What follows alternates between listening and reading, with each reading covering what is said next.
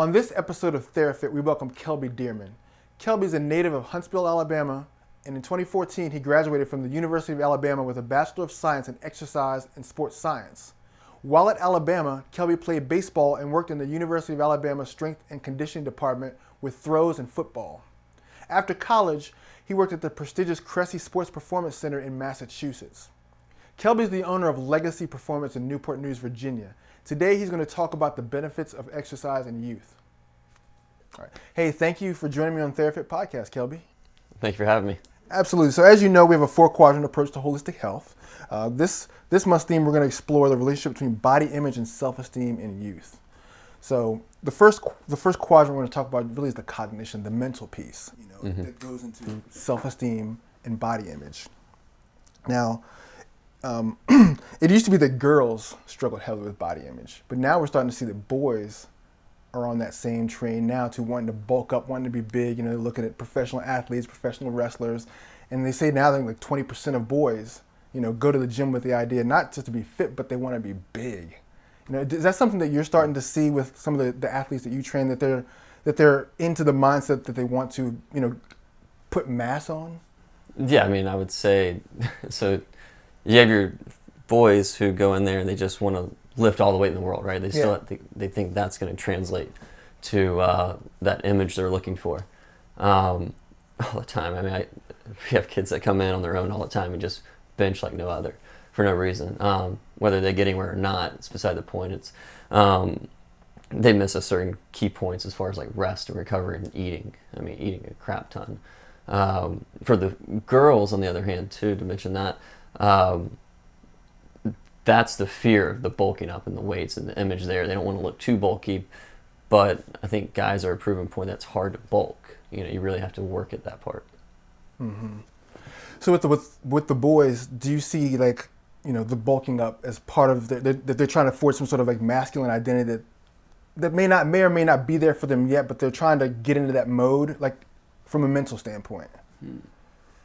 I don't know if it's an aspect of this masculinity being a man. Maybe more serving the pride issue. Mm-hmm. Like it comes with some territory if you can do X amount of weight or if you look X amount of way. So I would venture that way. Yeah. Now with bulking up in that pride point, is there a danger for boys to really get aggressive with that? Is there a danger that comes with overlifting or doing too much to achieve a certain body image? It depends. I guess it depends what camp you sit in and what your kind of morals are at that age. It's kind of hard to place those. But, I don't know.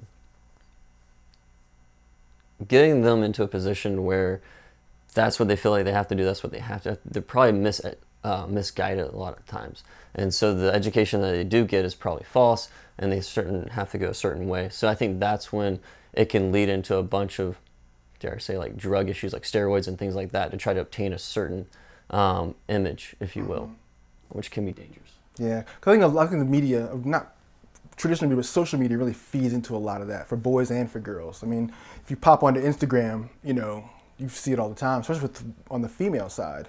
All the hashtag squats, hashtag squat life, hashtag, booty, so all those different things. And I think that girls are trying to achieve an unhealthy body image too. Do you feel like, with the people that you train, the girls that you train on the opposite side, that girls tend to want to work on the lower half to be more appealing?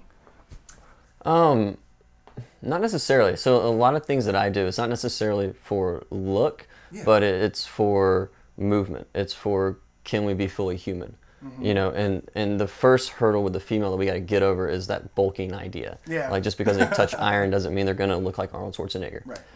And once they establish that with us and they trust us with that, and they see that it's actually hard to bulk up, then they're more adapt to learn with it, have fun with it, be challenged by it.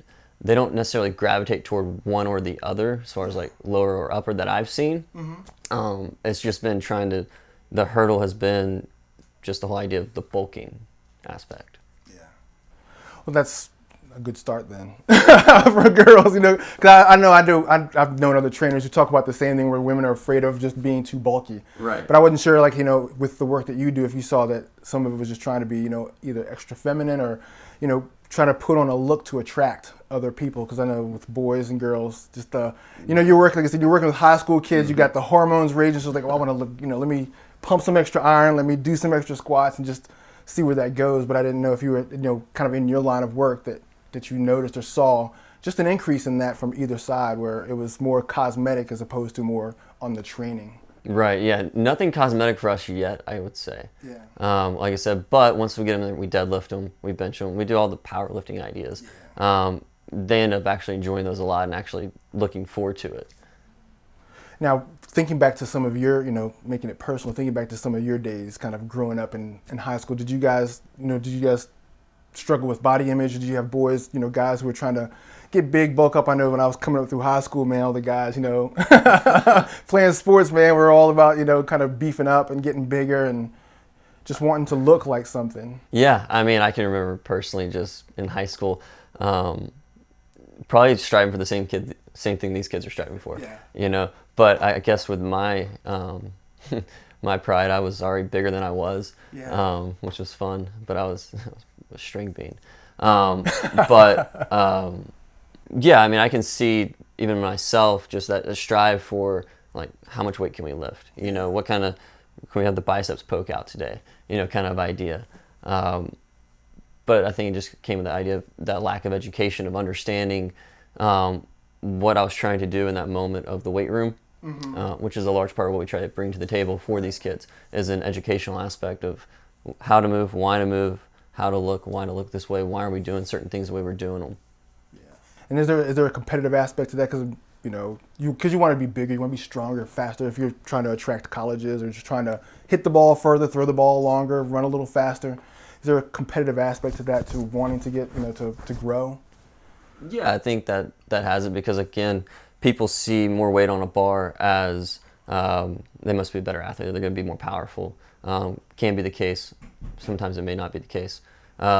Coaches all the time see, well, if he's this amount of weight, then, or if she's looking like this, then it gives them a better image for what they want to put on the field, which helps everyone out. Yeah. And if you had to deal with like the comparison trap, I'm lifting here and I'm over my shoulder, if you had to deal with that too much? We haven't seen that. That's good. We haven't seen that a lot. And that could be, the high school kids that I'm involved with, Right. haven't seen that with the sective group I'm working with.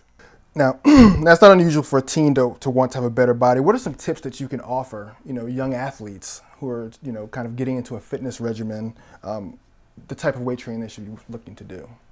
Well, first, I think you got to start with, how we function as humans, like how we move, because everything in the weight room is revolved around those. So, and we got to learn how to do that proper, and that's what we do. We get kids in, we teach them body awareness first, right, to know where things go, if you will. Like on a deadlift, not rounding the back, they get in the hips, torque out with the knees, kind of ideas.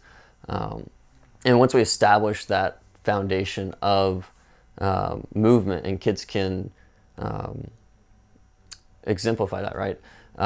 Then we can have fun with it. Then we can talk about certain rep schemes. Then we can talk about certain bulking ideas, eating enough, drinking enough water, sleeping enough, recovery ideas, things like that. But for us, it all starts at the foundation of movement. Right. Now, apart from just the athletic frame that we talked about prevalently, we have a lot, of course, as a nation, we've got obesity, we've got children who, need to get into better shape. Mm-hmm. How do you help to train and encourage children who may be obese and have that side of the body image thing where they just feel bad about how they look and don't, they're ashamed to take their shirt off in the gym class or whatever the case may be? Mm-hmm. How do you encourage them, to take it a day at a time, a step at a time, to begin, to take care of their bodies? Mm-hmm.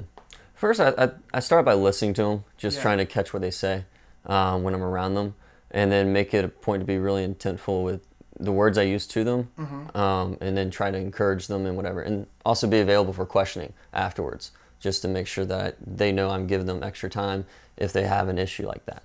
Okay. Now, what's the importance of being educated on the weight systems? You talked about that a little bit, but the danger of maybe overdoing it, straining yourself. What are some ways that kids can overdo it, hurt themselves by not being cognizant of what they're doing in the weight room? So, in my mind, perfect example, the squat, for instance. Everyone has this ideal of the squat and what it should look like and how it should be done. And frankly, you have kids that say, okay, I got to hit parallel squat. That's what we consider the standard these days. And they think they're there, but they're not. Or they try to get there and then everything compromises. And so what we try to do is see a kid when they think they're parallel, right? And they're not. We try to do certain things to say, okay, this is why you're not doing this or getting parallel. And you take the other kid who hits parallel but is compromised, meaning rounded back, hip wink, butt wink, whatever you want to call it. Then we look at that, tell them aside and say, okay, this is what we got to do to fix all that. Because, yeah, you have the right idea, but your body can't get you there. Now, with weight training, you talked about, when you were coming up through high school, just wanting to get the biceps to poke out a little more, the chest to, pop out a little bit, overtraining, because that brings to mind, well, how hard can I keep working the same muscle system? Like, what do you recommend for the young athlete who wants to develop a well-rounded body? Like, how do you keep them from overtraining so that they don't fatigue their muscles or do some long-term or even short-term damage to their bodies? I think honestly that's hard to do, especially in the young athlete, young kid. Okay. Me personally, it was best thing would be just to find something to tinker with it. Don't try to overexert the weight, because I think the bigger issue is kids try to put on too much weight versus trying to do too many reps or sets. Right. So, once you put on too much weight, you're not ready for it. That's when bad things happen. Like for me, in my personal experience, deadlifting was something that I enjoy to do. And I remember when I started out really getting into this field and exercising and whatnot, I would just tinker with the deadlift for like an hour and a half.